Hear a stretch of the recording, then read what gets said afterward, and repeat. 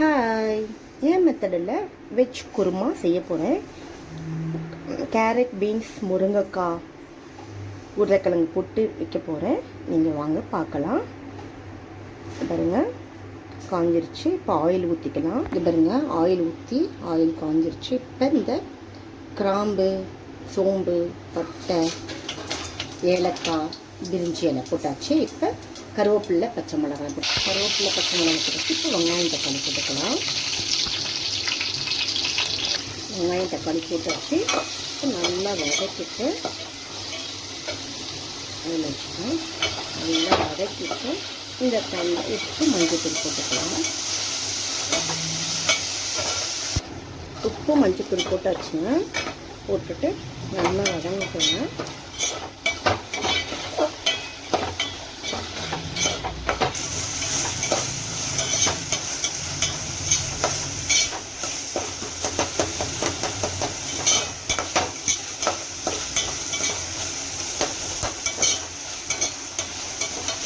இப்போ இஞ்சி பூண்டு விழுது போட்டுக்கலாம்.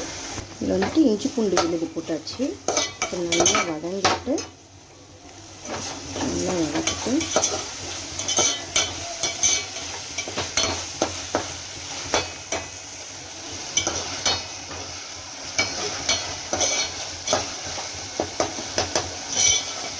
வெங்காய தக்காளி நல்லா வதங்குங்க.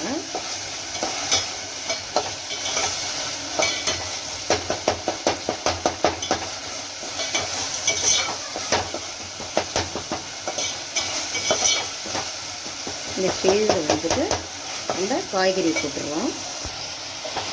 கேரட், பீன்ஸ், முருங்கைக்காய், உருளைக்கிழங்கு 4 காய் போட்டிருக்கேன். குருமாக்கு சூப்பராக இருக்கும். நல்லா வதக்கி வச்சுட்டு காய்களை ஃபஸ்ட்டு வதக்கணும்.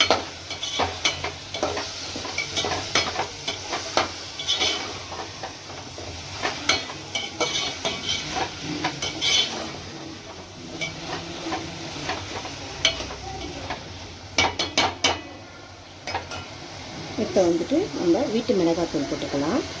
வீட்டு மிளகாத்தூளும் கரம் மசாலாவும் போட்டிருக்கோங்க. குருமாக்கு நல்லாயிருக்கும். நல்லா வதங்கணும். வதக்கிட்டு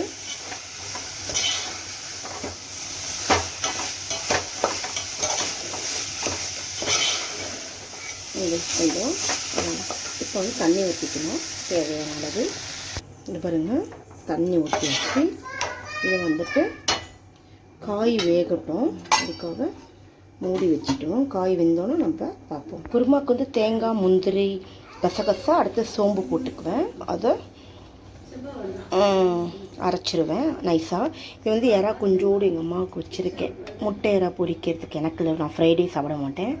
அம்மாவுக்கு மட்டும் செஞ்சு கொடுத்துருவேன். தேங்காய், முந்திரி, கசகசா, சோம்பு நைஸ் பேஸ்ட்டாக அரைச்சிக்கலாம். தேங்காய் கொஞ்சமாக தான் நான் யூஸ் பண்ணுவேன். குருமாக்கு ரொம்ப அதிகமாக போட்டால் நல்லா இருக்காது, கம்மியாகவே போட்டுக்கோங்க. இது விடுங்க, காய் வெந்துருச்சா பார்ப்போம்.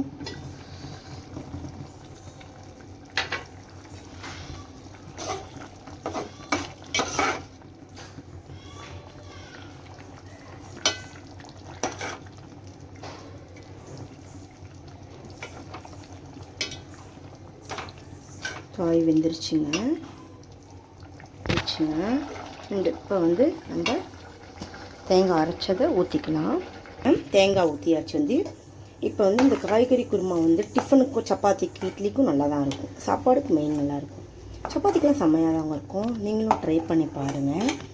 என் மெத்தடில் வெஜ் குருமா தேங்காய் அரைச்சி ஊற்றியாச்சு.